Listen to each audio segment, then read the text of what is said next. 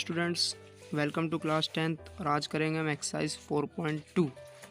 4.2 को करने से पहले मैं कुछ इम्पोर्टेंट बताना चाहता हूँ इस चैप्टर में, जो कि है वो है कि पहले इसमें आएगा एक डी, हमें डी निकालना होगा। डी क्या होगा? वो होगा हमारा विविक्त कर, जो कि हम आगे पढ़ेंगे भी। भाई अगर ये जो इक्वेशंस रहेगी ऐसी ax² + bx + c, तो उसमें अल्फ़ा और बीटा जो होंगे वो हमारे मूल होंगे।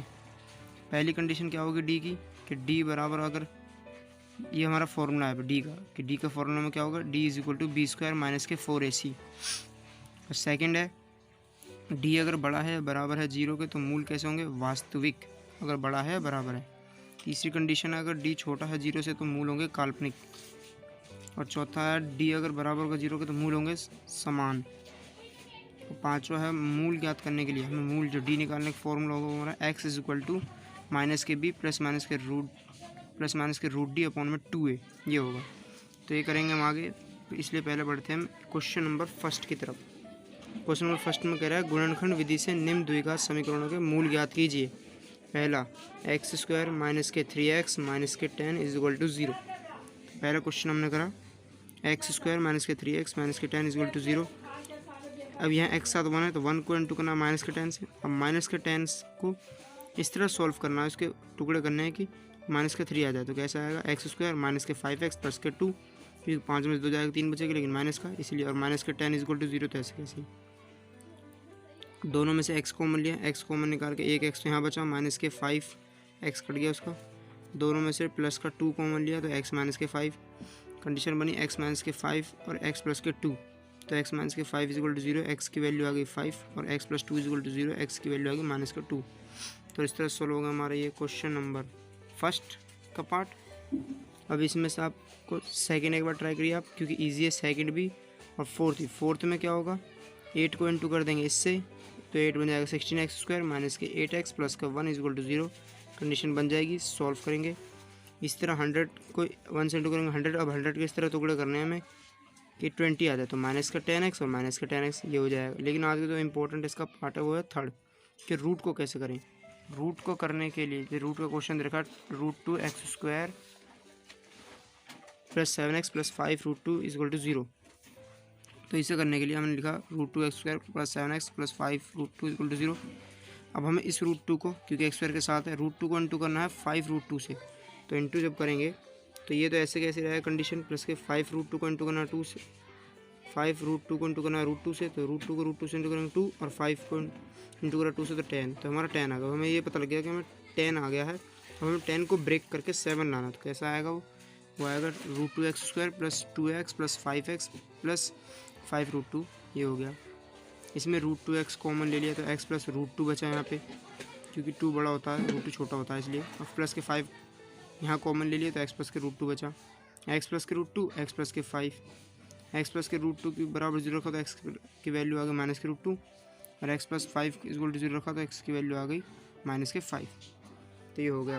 अब क्वेश्चन नंबर सेकंड की तरफ पढ़ते हैं। वो कह रहा है उदाहरण 1 में, यानी एग्जाम्पल 1 में दी गई समस्याओं को हल कीजिए। तो हमें जो एग्जाम्पल 1 में जो दी गई समस्या है, हमें बोला है कि एग्जाम्पल फर्स्ट में जो प्रॉब्लम्स दी हुई हैं उन्हें हल करना है। तो इसमें यूज़ होगा वो डी फॉर्मूला। तो कैसे होगा बताते हैं। एग्जाम्पल नंबर फर्स्ट है कि x² - के 3x - के 10 = 0, ये पता लगा। अब मैंने बताया था ax² + bx + c = 0 था। तो इसमें a तो हमें क्या दिया हुआ है? x² के साथ वाली वैल्यू देखना है। a क्या है? 1 है। अब b की वैल्यू क्या है? के 3, x के साथ वाली वैल्यू, और c हमारी जो अकेली बची हुआ है के 10, लिख लिया। d का फॉर्मूला लगाया b² - के 4ac।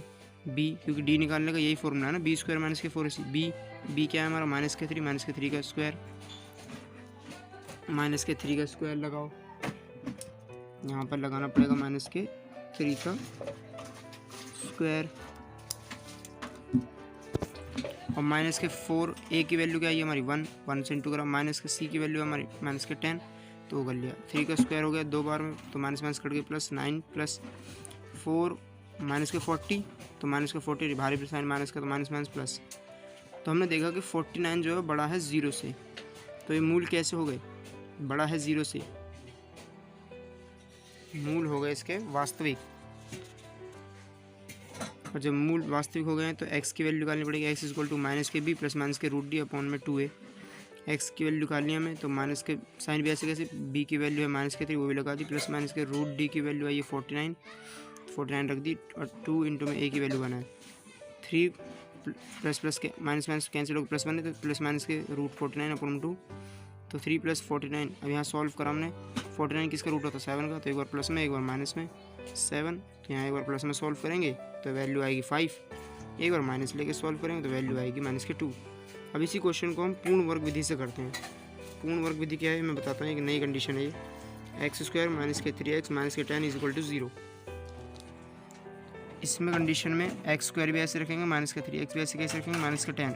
हमारा अभी तक तो क्वेश्चन तक ही चल रहा है, लेकिन बाद में क्या होगा, हमें प्लस करना पड़ेगा 1/2, वो भी हमारे सेकंड वाले नंबर से मल्टीप्लाई करना पड़ेगा 1/2। 1/2 मल्टीप्लाई करेंगे कैसा आएगा, 3/2 का स्क्वायर, और फिर एक बार माइनस में करना पड़ेगा 1/2 को मल्टीप्लाई बीच वाले से, तो 3/2 का होल स्क्वायर = 0। ये बनी कंडीशन।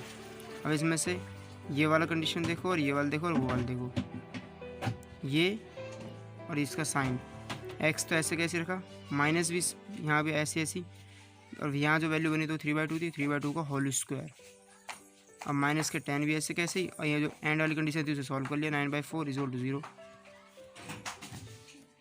अब हो गया x - के 3/2 का होल स्क्वायर, माइनस के एलसीएम लेके सॉल्व करा 49/4 = 0, तो x - 3/2 का होल स्क्वायर = 49/4, तो x - के 3/2 उसका स्क्वायर हटा के उस पर लगा दी तो रूट लग गया, रूट लगने पे प्लस माइनस के 7/2, क्योंकि 49 का रूट 7 होता है और 4 का रूट 2 होता है।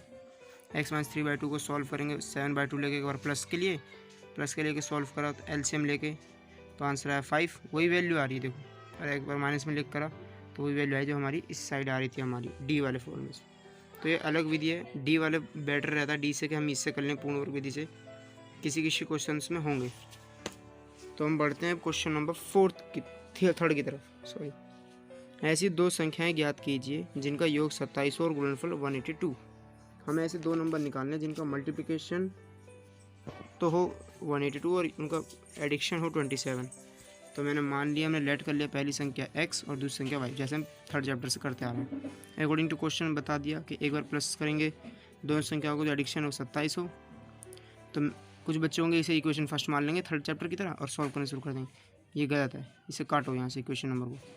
हमें इसमें y की कंडीशन लगा कर निकालनी है, चाहे x की ले लो चाहे y की, क्योंकि y की लगाई तो 27 - x इक्वेशन नंबर। अब ये बनी फर्स्ट। अकॉर्डिंग टू क्वेश्चन क्या, वो मल्टीप्लिकेशन पूछ रहा था, दूसरा भी अगर एडिशन होता तो हम वैसे कर सकते थे इक्वेशन नंबर फर्स्ट मान के, लेकिन इसने मल्टीप्लिकेशन पूछ लिया, इसलिए x इंटू में y की जो वैल्यू आई अब यहाँ में सॉल्व करेंगे 27 - x = 182, क्योंकि हमें इसमें x² वाली कंडीशन लेकर चलना है, क्योंकि तभी तो ये द्विघाती समीकरण है चैप्टर का नाम, वरना थर्ड चैप्टर की तरह सॉल्व करते इक्वेशन बनाकर क्रॉस मल्टीप्लिकेशन, अंदर मल्टीप्लिकेशन करा, तब ये हमारी इक्वेशन बन गई -x² + 27x - 182। सबके साइन चेंज कर लिए, जो माइनस का था वो प्लस, जो प्लस का था वो माइनस, तो x² - के 27x + के 182 = 0, x² - के 14x - के 13x, 182 को मल्टीप्लाई करा 1 से 182 को इस तरह तोड़ना है कि माइनस के 27 आ जाए, तो 14 और 13 में तोड़ लिया, प्लस के 182, x को मिल लिया x - के 14, माइनस के 13 को मिल लिया x - के 14, x - 14 = x - 13 = 0, तो x - 14 = 0, तो x की वैल्यू आ गई 14, x - 13 = 0, तो x की वैल्यू आ गई 13। अब हमारे पास दो वैल्यू आई हैं x की, एक 14 एक 13, तो पहली वाले को समीकरण 1 में रखेंगे तो वैल्यू आएगी y की 13, दूसरे वाले को समीकरण 1 में रखेंगे तो y की वैल्यू आएगी 14। तो इसलिए हमारी पहली संख्या 14 होगी या 13 होगी, तो इसे दूसरी संख्या 13 होगी या 14, यही है इसका आंसर। अब बढ़ते हैं क्वेश्चन नंबर 4 की तरफ।